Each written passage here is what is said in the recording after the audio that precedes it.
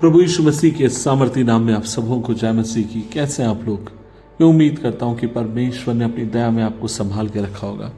आज के मनन का भाग हमने लिया है जो हमें मिलता है लूका रचित सुसमाचार अध्याय 11 उसकी 1 आयत लिखा है।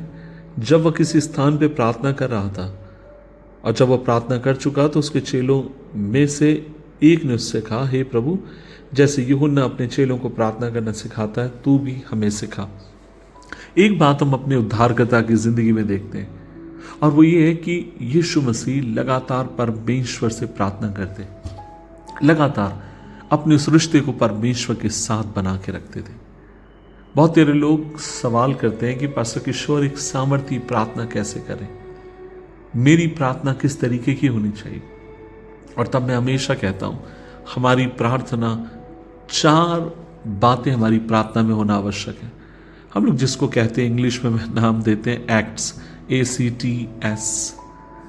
ए से अडोरेशन, अर्थात जब कभी आप प्रार्थना करते हैं, जब कभी आप परमेश्वर की उपस्थिति में आते हैं, आप पहला समय कुछ समय परमेश्वर की महिमा के लिए बिताएं। कहिए कि प्रभु आप भले हैं, आप अच्छे हैं, आपकी करुणा सदा की है। आप उसे सराहें, आप उसके नाम को ऊंचा उठाएं। और मैं आपसे कहना चाहता हूं कि जब आप प्रार्थना में इंटर होते हैं, यह बात अपने आप में बहुत अधिक शक्तिशाली है। दूसरी बात, जब आप प्रार्थना में आते हैं, पहली बात परमेश्वर की ओर नजर दें। दूसरी बात, अपनी जिंदगी को देखें। अगर आपको लगता है कि कहीं कोई पाप है और कहीं कोई ऐसी बात है जिसे आपको परमेश्वर की उपस्थिति में कन्फेस करने की जरूरत है, कहिए मुंह खोलकर, प्रभु जी मुझसे गलती हो गई। कहिए मुंह खोलकर, प्रभु जी मुझे नहीं करना चाहिए था, मैंने ऐसा किया। मुझे नहीं बोलना चाहिए था, मैंने ऐसे बोल दिया। आज मुझे लड़ना नहीं चाहिए था, लेकिन मेरे हाथ खुदावन मुझसे लड़ाई हो गई।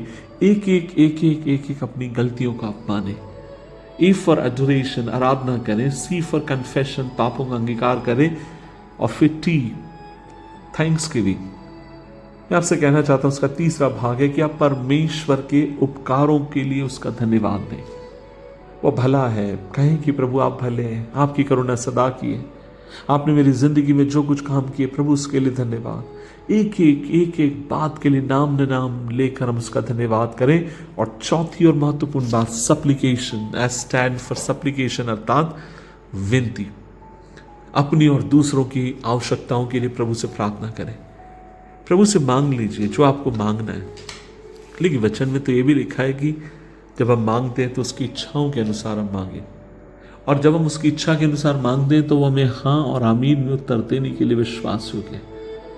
प्रार्थना के 4 महत्वपूर्ण भाग। पहली बात, आराधना के साथ प्रवेश करें प्रार्थना में। दूसरी बात, अपने पापों का अंगीकार करें। तीसरी बात, हर बात के लिए प्रभु का धन्यवाद दें, उठते बैठते चलते फिरते समय। और चौथी बात, आपकी जो प्रार्थना निवेदन है आप उन्हें परमेश्वर की उपस्थिति में लाएं, परमेश्वर से मांगे, कहें, और वह आपकी जिंदगी के भीतर अपने काम को करने के लिए विश्वास योग्य है। आइए मिलकर प्रभु से प्रार्थना करें। प्रभु जी, हम धन्यवाद देते हैं इस दिन के लिए। आपने जो बातें मेरे अंदर डाली खुदावन, मैंने आपके बच्चों के साथ बांट दी, और प्रार्थना करता हूँ खुदावन होने दे आज इस वचन को सुनने वाला एक व्यक्ति प्रभु जी आराधना में बढ़ने पाए, अपनी गलतियों को मानने पाए।